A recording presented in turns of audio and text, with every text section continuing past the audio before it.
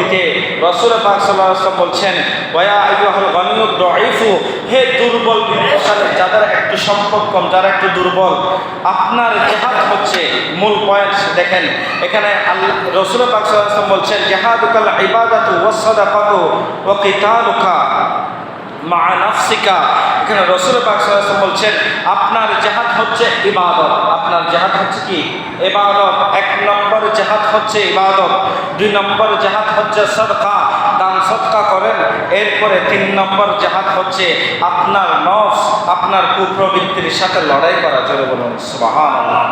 আপনি ক্ষুদ্র বিত্তশালী, আপনার সম্পদ একেবারেই কম, তখন রাসূল পাক সাল্লাল্লাহু আলাইহি ওয়াসাল্লাম বলছেন, তুমি কি করো? তুমি ইবাদত করো, আল্লাহর পথে আল্লাহর ইবাদত করো, আল্লাহর বন্দেগী করো এবং বেশি বেশি করে দান সদকা করো। যখন আপনি দান সদকা করবেন, তখন দান সদকা করার কারণে আল্লাহ পাক রব্বুল আলামিন আপনার সম্পদের মধ্যে বরকত দিবেন। জোরে বলুন সুবহানাল্লাহ। রাসূল পাক সাল্লাল্লাহু আলাইহি ওয়াসাল্লাম বলছেন, as-সাদাকাতু তারাদ্দুল বালা।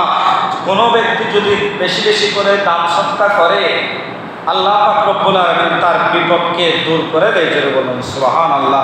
সেজন্য বেশি বেশি করে দান করবেন। প্রত্যেক দিন 10 টাকা হোক, 5 টাকা হোক, আল্লাহর রাস্তায় দান করবেন, গরিবদেরকে দান করবেন, মসজিদের মধ্যে দান করবেন। তখন দেখা যাবে এই দান সৎকার কারণে আল্লাহ পাক রব্বুল আলামিন অর্ধেক বালা মুসিবত দূর করে দিবে। জোরে বলুন সুবহানাল্লাহ।